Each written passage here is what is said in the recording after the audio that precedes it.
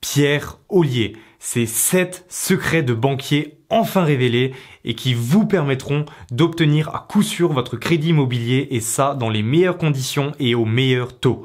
Vous êtes avec moi? Alors c'est parti!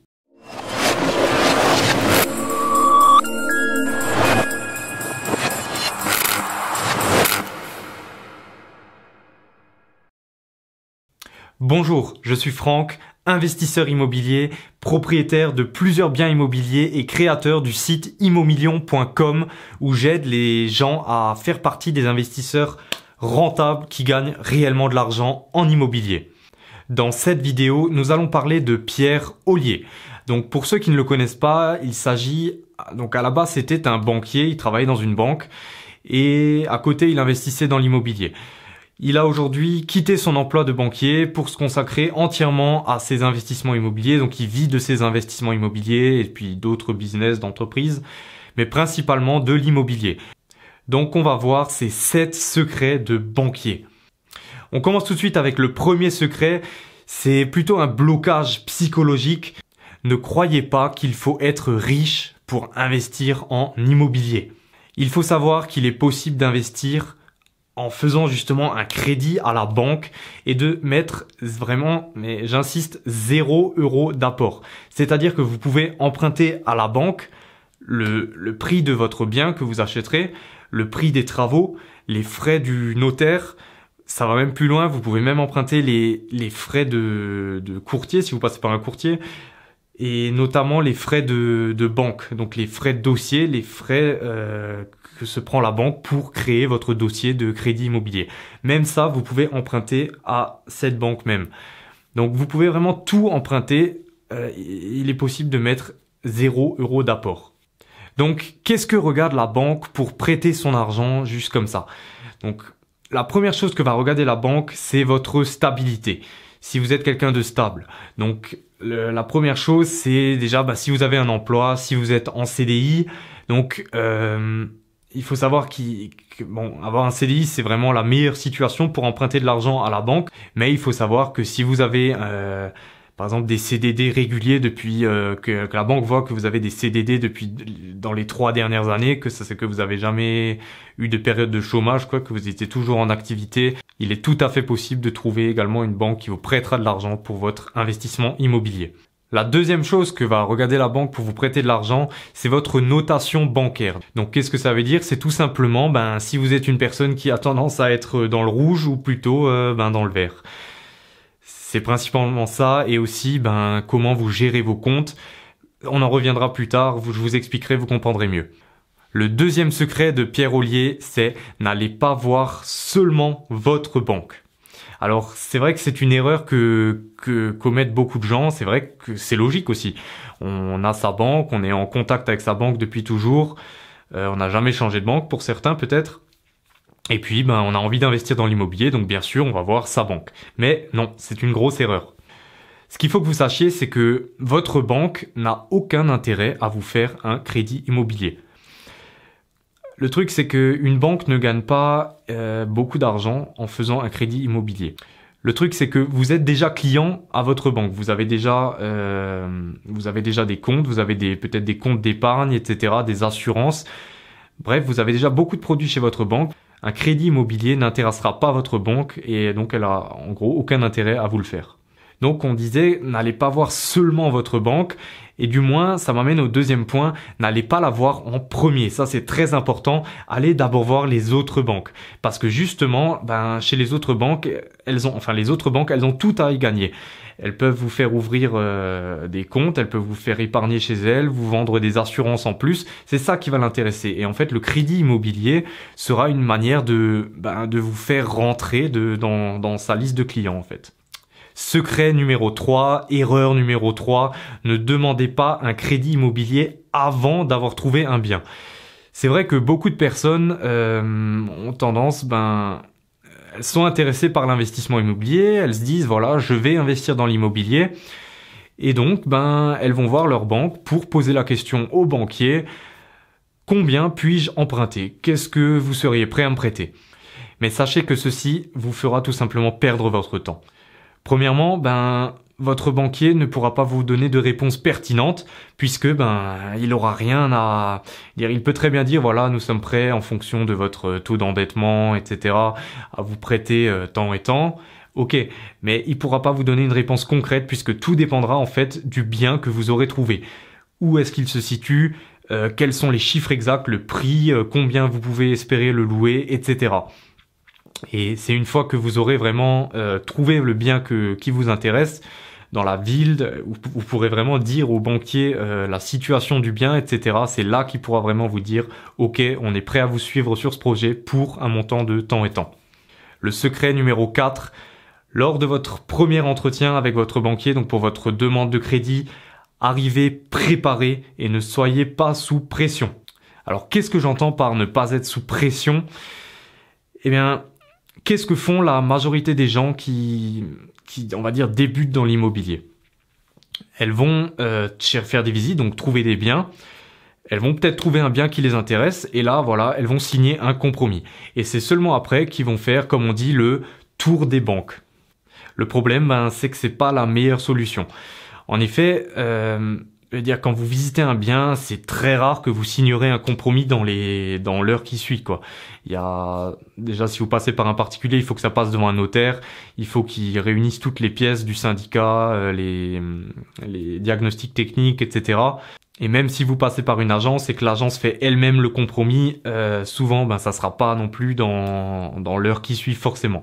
Ça vous laisse donc un peu de temps, donc déstressez, relaxez, ne soyez pas sous pression et prenez, quand vous savez que vous allez prendre, enfin que vous êtes intéressé par le bien, prenez immédiatement contact avec votre banque. C'est la première chose que vous devez faire.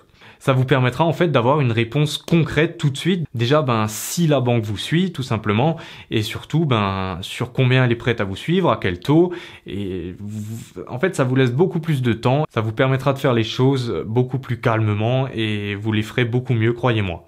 De plus, si vous avez déjà une réponse de votre banque, ça vous donnera plus de crédibilité auprès du vendeur. Oui, là, quand vous recontacterez le vendeur ou quand vous lui ferez votre offre d'achat, vous pourrez lui dire, voilà, j'ai déjà pris contact avec ma banque, elle me suit sur le projet, donc je suis quelqu'un de fiable, vous pouvez me faire confiance, je suis prêt à acheter votre bien immobilier. Et là, il se sentira beaucoup plus, il vous prendra beaucoup plus au sérieux, vous serez beaucoup plus crédible, et c'est beaucoup mieux. À tout ça, je voudrais vous rajouter un petit conseil qui vient de ma part. C'est une petite technique donc qui consiste à contacter votre banque et donc quand vous avez une réponse favorable de votre banque, vous pouvez lui demander de vous faire en fait une attestation d'obtention de crédit. En fait, c'est tout simplement une attestation qui dit voilà, ici la banque, caisse d'épargne, crédit mutuel, peu importe, attestons que nous sommes prêts à suivre monsieur Gérard Dupont dans son projet d'achat immobilier pour investissement locatif pour un montant de temps et temps. Et ça va même plus loin puisque je vais vous donner un exemple. Admettons que vous voulez acheter un bien qui est affiché au prix de 100 000 euros. La banque, vous pourrez faire une demande de prêt pour, par exemple, 80 000 euros. Et donc, obtenir cette attestation pour un montant de 80 000 euros. Et à ce moment-là, vous pourrez aller chez le vendeur et lui donner cette attestation, de préférence en main propre. Et voilà, donc le vendeur verra les 80 000 euros et donc vous lui direz, voilà, je vous propose 80 000 euros, voici mon offre, c'est une offre sérieuse, l'attestation est là. Et en fait, juste le fait de donner ce papier, donc vous pouvez le mettre dans une enveloppe ou voilà, juste le fait de donner ce papier en main propre, le vendeur, c'est tout ça, c'est psychologique. Ça, il aura l'impression de recevoir le chèque, quoi, en gros. C'est vraiment très fort et je vous le conseille. Le secret numéro 5 de Pierre Ollier, ayez un dossier préparé. Donc, ça peut paraître bête, mais c'est vraiment essentiel. Premièrement, ayez toutes les pièces. Quand on fait une demande de crédit, il y a des pièces à ramener. Donc, le banquier a besoin de pièces pour vous monter le dossier. Donc, je vais pas vous les lister en détail. Vous pourrez les trouver n'importe où sur Internet. C'est très connu. Le truc, c'est que si le banquier n'a pas toutes ces pièces, vous allez perdre du temps, premièrement. Et deuxièmement, il vous prendra moins au sérieux. Et vous perdrez du temps, quoi. Il ne pourra pas monter son dossier correctement. Voilà, il faudra qu'il réclame certaines pièces chez vous et ça va vraiment pas le faire, croyez-moi.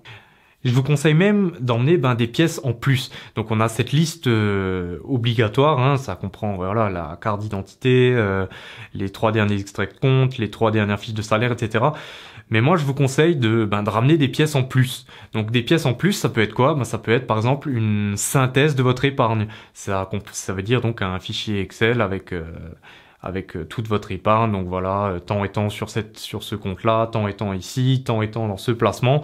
Et puis je veux dire, il ne verra peut-être pas tout sur vos relevés de compte, peut-être que vous avez, je sais pas, une assurance vie dans une autre banque ou dans une autre compagnie.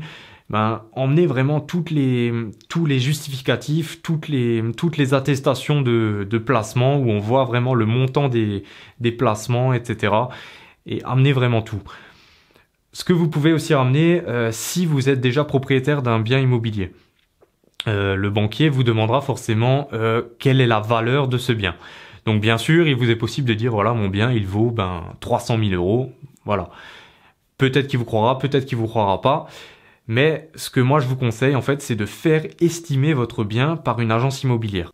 Vous recevrez donc une attestation qui dira, voilà, agence immobilière, blablabla, atteste que monsieur Gérard Dupont a fait estimer son bien, donc nous estimons le bien immobilier pour une valeur de 300 000 euros. Et puis là, ça aura beaucoup plus de crédibilité puisque c'est un document un peu quand même, enfin, c'est beaucoup plus officiel, on va dire. Ensuite, ce qui est très important aussi, c'est que vous connaissiez votre dossier parfaitement. Tout simplement pour une question, encore une fois, de crédibilité au niveau du banquier. Si vous arrivez, voilà, que vous n'avez pas toutes les pièces, vous aurez un peu l'air bête.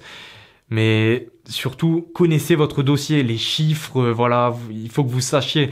Le banquier va vous demander plein de choses. Il va vous demander, combien y a-t-il de travaux? Si vous êtes là, j'y ai pas encore réfléchi, attendez, il y a peut-être ça à faire, peut-être ça. Non, ça va pas.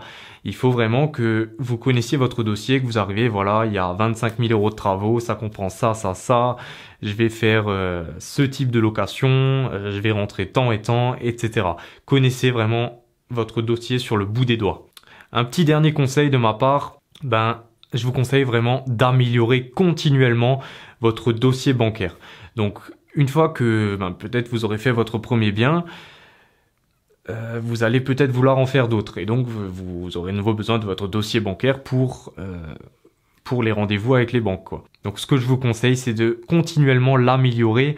Donc, par exemple, pour cette histoire d'estimation de bien, dès que vous achetez un bien, que vous l'avez fini, enfin, que vous le mettez en location, faites-le estimer, recevez cette attestation cette estimation d'une agence immobilière et ajoutez-la à votre dossier bancaire. Quand vous ouvrez des nouveaux placements, dans des placements bancaires, des assurances vie, je sais pas quoi, continuellement, mettez votre dossier à jour, ajoutez toutes ces pièces pour que votre dossier grossisse de plus en plus et ça prendra de plus en plus vous gagnerez de plus en plus de crédibilité auprès des banques. Le secret numéro 6 de Pierre Ollier, c'est de comprendre votre banquier. Alors, les banquiers, déjà, c'est pas tous les mêmes. Et il y a une chose qui les différencie principalement. Il y a beaucoup de choses qui les différencient, mais le plus important, c'est en fait leur niveau de délégation. Alors, qu'est-ce que ça veut dire? Le niveau de délégation, c'est tout simplement le montant du prêt qu'il est capable de vous accorder. En fait, c'est simple. On va dire que je vais caricaturer, mais l'hôtesse au guichet ne pourra pas vous accorder un prêt aussi gros, d'un montant aussi important que le directeur d'agence ou le gestionnaire de patrimoine. Voilà. Donc, qu'est-ce que ça veut dire tout ça pour vous? Si possible, essayez de vous adresser à la bonne personne. Donc si vous avez la possibilité de parler par exemple directement à un gestionnaire de patrimoine ou un directeur d'agence, un directeur de banque, il s'y connaîtra mieux puisqu'il forcément il a plus d'expérience que les autres, mais surtout il aura plus la capacité de vous répondre en chiffres, quoi. Sachant que si vous passez par une personne, un banquier ou une banquière qui a un moins bon niveau de délégation, forcément, si ça dépasse son niveau de délégation, elle sera obligée de transmettre le dossier. Et parfois, ils ne transmettent même pas dans l'agence où vous vous trouvez, mais dans les grandes villes, etc. Donc ça peut allonger les délais et puis surtout, parfois vous pouvez parler tout simplement à la mauvaise personne. Donc faites bien attention. Après, il y a beaucoup d'autres choses qui différencient les banquiers.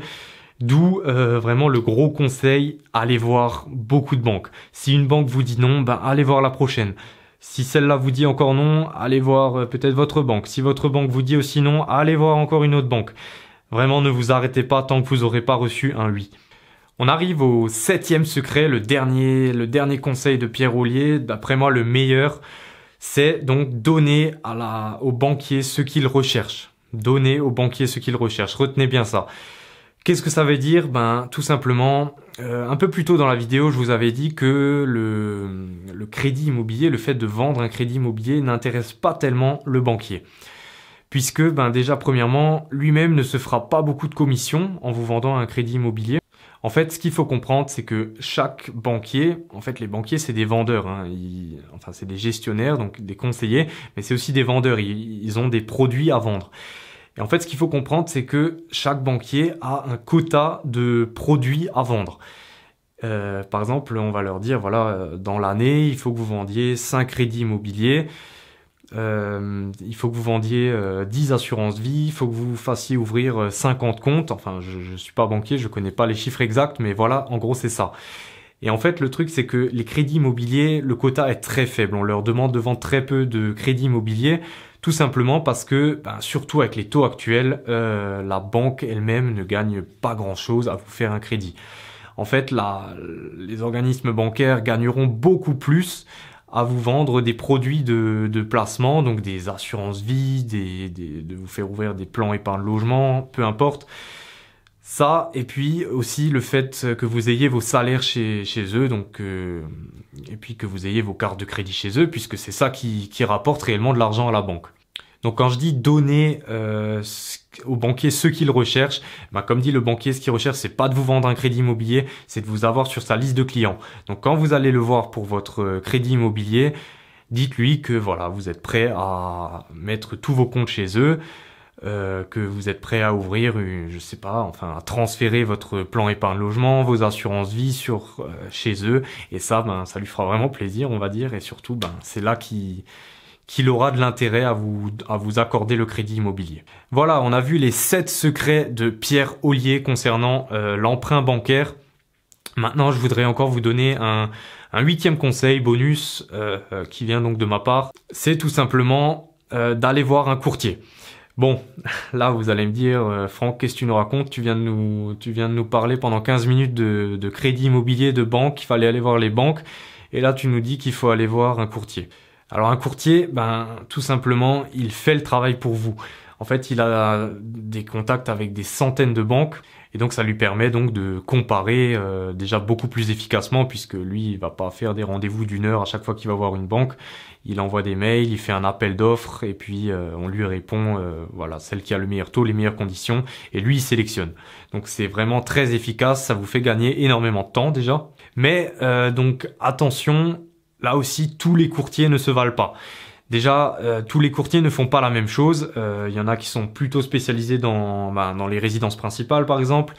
Il y en a qui sont plutôt spécialisés dans l'investissement locatif. Donc, faites bien attention, là aussi, aux courtiers que vous sélectionnez. C'est pour ça que, surtout au début, comme dit, je vous conseille de faire très attention. Certains courtiers ne sont tout simplement pas très efficaces. J'en ai moi-même fait l'expérience. Il a fallu que j'en essaye quelques-uns avant de trouver le bon courtier que j'ai actuellement. Voilà, donc pour finir, je voudrais encore vous donner une petite technique, justement en parlant de courtier. En fait, c'est une technique que j'ai découverte moi-même. Je pense que il y en a déjà plusieurs qui l'ont utilisée. Bon, bref, j'ai appelé ça la technique de la confrontation entre le courtier et la banque. Tout simplement, vous allez faire quelques banques, donc 3, 4, 5, enfin ça dépend du projet que vous avez. Vous allez faire quelques banques pour enfin obtenir le meilleur taux de vous-même. Puis vous allez contacter un courtier en lui disant voilà, j'ai déjà fait quelques banques, j'ai décoté un taux de temps et temps, de 1,5, enfin bref. Voilà, j'ai déjà dégoté un taux, est-ce que vous pouvez faire mieux? Et là, lui-même va faire le tour des banques, il va revenir vers vous avec un taux, et à ce moment-là, vous transmettrez le taux à la banque qui vous a proposé le taux que vous lui avez présenté au courtier, et en lui demandant tout simplement de faire mieux. Alors ok, c'est peut-être pas très sympa envers la banque et le courtier, Mais vous êtes un investisseur efficace, vous êtes là pour faire des bonnes affaires, donc je veux dire, on s'en fiche un petit peu. Bref, en fait, ça consiste donc à les mettre en confrontation l'un l'autre, jusqu'à ce qu'il y en ait un qui puisse plus suivre et que vous ayez donc le meilleur taux, les meilleures conditions qui soient déjà négociées. Voilà, maintenant je voudrais quand même vous laisser mon petit avis sur Pierre Ollier, vous dire un petit peu ce que j'en pense. Donc déjà, je l'admire, hein, et j'ai du respect pour lui puisque tout simplement il a réussi à quitter son emploi, à obtenir son indépendance financière. Aujourd'hui, je pense qu'il vit plus que bien. Surtout, je trouve que Pierre Ollier, il propose quand même du contenu de qualité quand on le compare à quelques autres blogueurs. Je trouve que c'est vraiment du contenu de qualité, concret. Mais bon, il y a un truc qui me dérange quand même un petit peu. C'est pas le seul, hein, il y en a beaucoup c'est un peu ce qui me dérange chez beaucoup de blogueurs de blogueurs youtubeurs, hein, sur internet. C'est le fait qu'il y a en fait derrière pas vraiment on reçoit beaucoup d'informations, on reçoit beaucoup de conseils, mais tout ça en fait c'est en vrac. Et puis il n'y a pas de plan d'action concret, il n'y a pas d'accompagnement, enfin je veux dire il manque un truc. Et même dans les formations qu'il propose, par exemple Pierre Ollier, en fait, il n'y a pas la possibilité de se faire accompagner réellement. Donc, on reçoit des vidéos, on reçoit beaucoup de conseils, tout ce qui est, on va dire, nécessaire pour faire des bonnes affaires en immobilier et réussir. Mais je le sais parce que je suis aussi passé par là. Quand on commence en immobilier, il y a un truc qui bloque. Et je pense que, en fait, ce qui manque à tout ça, c'est un accompagnement vraiment concret et efficace.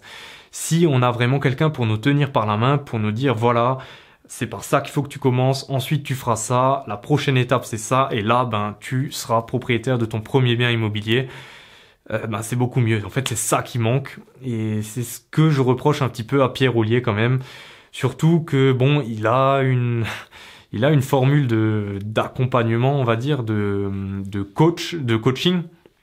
En effet, en choisissant une de ces formations, il y a la possibilité de prendre l'option 1 heure de rendez-vous Skype. Alors, déjà, 1 heure de rendez-vous Skype, qu'est-ce que ça apporte réellement? Je veux dire, imaginez-vous, Pierre Ollier, vous le connaissez, mais lui, il vous connaît pas. Donc, imaginez-vous que vous arriviez sur Skype avec lui. Déjà, il faut compter au moins un quart d'heure, le temps de vous présenter correctement, de présenter votre projet, si vous en avez déjà un. Et voilà, le temps de se connaître, de savoir de quoi on parle. Et ensuite, il lui restera 45 minutes pour vraiment je pense que ces 45 minutes qui resteront, seront pas, c'est pas là qu'il va vraiment vous débloquer. Et en fait, sachant que cette heure de Skype, il la vend à 997 €, donc 1 000 € pour 1 heure de Skype, qui à mon avis n'est pas très efficace, quoi. Elle ne vous apportera pas beaucoup cette heure de Skype, je pense. Donc voilà, pour moi, Pierre Ollier est un très bon youtubeur, ses conseils sont vraiment de qualité, mais comme dit, il manque cet accompagnement derrière, et je trouve qu'il manque ce petit truc, quoi. Donc voilà, si vous êtes encore en train de regarder cette vidéo, c'est sûrement que vous vous intéressez à l'investissement immobilier, et si vous êtes un peu reconnu sur ce que j'ai dit vers la fin, j'ai justement créé 2 heures de formation vidéo offerte qui en fait vous donnera un plan d'action concret. Donc c'est composé de 4 modules.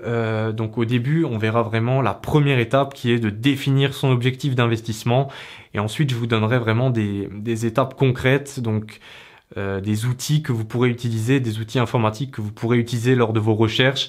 Et ensuite, on verra vraiment comment commencer à faire des visites, comment négocier, et enfin comment obtenir son crédit auprès de la banque. Donc voilà, si ça vous intéresse, le lien est quelque part sur la vidéo. Si vous êtes motivé, vous le trouverez. Et sinon, il est dans la description de la vidéo. Donc cliquez en bas si vous êtes intéressé par cette formation offerte.